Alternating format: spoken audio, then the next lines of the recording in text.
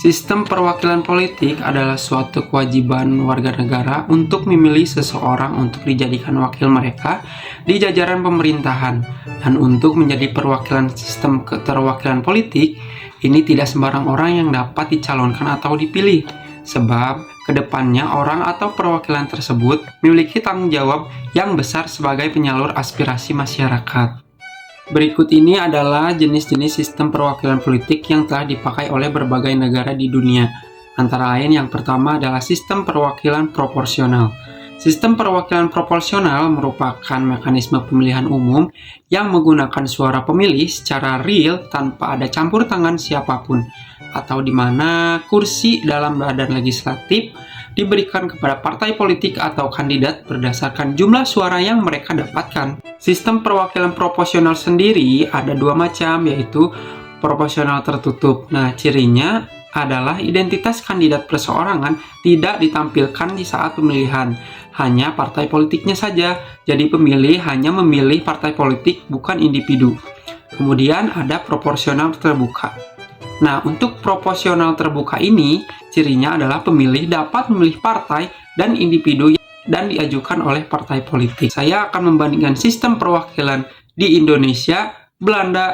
Yang pertama, negara Indonesia. Negara Indonesia termasuk kepada negara yang menganut sistem perwakilan politik proporsional. Khususnya adalah sistem perwakilan politik proporsional terbuka. Penerapannya sudah disesuaikan dengan karakteristik warga negara yang beragam. Keberagaman tersebut meliputi ras, suku bangsa, agama, dan budaya. Sehingga konsep sistem perwakilan proporsional ini sangat cocok digunakan di Indonesia karena mencerminkan pluralitas keragaman bangsa dan representasi yang luas dari berbagai lapisan masyarakat yang tersebar di seluruh Nusantara. Pendekatan yang digunakan adalah pendekatan tradisional, karena sebelumnya juga Indonesia pernah menerapkan sistem distrik dalam menentukan suatu perwakilan. Namun, sistem tersebut dinilai tidak cocok karena karakteristik negara Indonesia. Dengan sistem ini cenderung menghasilkan representasi yang tidak proporsional dan seringkali tidak mencerminkan preferensi politik di seluruh lapisan masyarakat. Berikut adalah karakteristik untuk proporsional terbuka. Yang pertama adalah pemilihan daftar yang terbuka. Artinya, pemilih dapat memilih dengan bebas kandidat individu dari berbagai daftar yang telah disediakan. Kemudian ada kursi ditentukan oleh banyaknya jumlah suara yang diperoleh. Dan yang terakhir adalah adanya ambang batas parlemen. Untuk perbandingannya adalah dengan negara Belanda. Dalam urusan perwakilan politiknya, negara Belanda juga menerapkan sistem proporsional.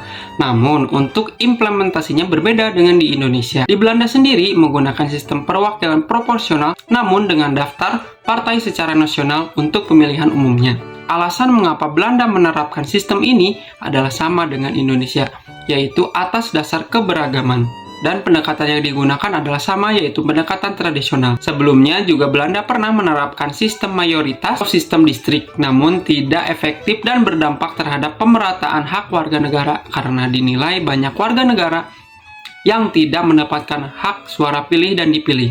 Dan karakteristik sistem perwakilan proporsional yang terjadi di Belanda adalah yang pertama adalah sistem pemilihan daftar tertutup. Artinya pemilih hanya dapat memilih partai, bukan memilih kandidat perseorangan.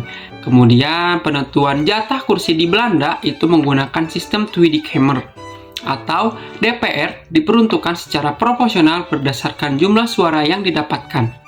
Kemudian jatah kursi dengan metode De Honderd. Metode ini merupakan pengalokasian kursi menggunakan metode untuk menghitung perwakilan proporsional yang membantu pendistribusian kursi secara lebih adil. Dan yang terakhir, bedanya dengan di Indonesia, di Belanda itu tidak ada batas ambang formal yang ditetapkan untuk suatu partai politik di Belanda. Jadi kesimpulannya, Indonesia dan Belanda sama-sama menerapkan sistem perwakilan politik proporsional. Namun yang membedakan hanya implementasi, karakteristik, dan penerapannya saja. Indonesia menggunakan sistem proporsional terbuka, sedangkan Belanda menggunakan sistem proporsional tertutup. Perbedaan ini wajar terjadi karena setiap konsep politik, karakteristik, dan alur pemerintahan setiap warga negara pasti berbeda sesuai dengan kebutuhan dan keadaan negaranya masing-masing. Tetapi kedua negara ini sama-sama mengharapkan dengan diterapkannya konsep ini tidak adanya lagi tumpang tindih, ketidakadilan, dan ketidaksetaraan dalam komposisi parlemen antara masyarakat sebagai pemilih dan partai politik atau kandidat sebagai calon yang akan dipilih. Terima kasih. Wassalamualaikum warahmatullahi wabarakatuh.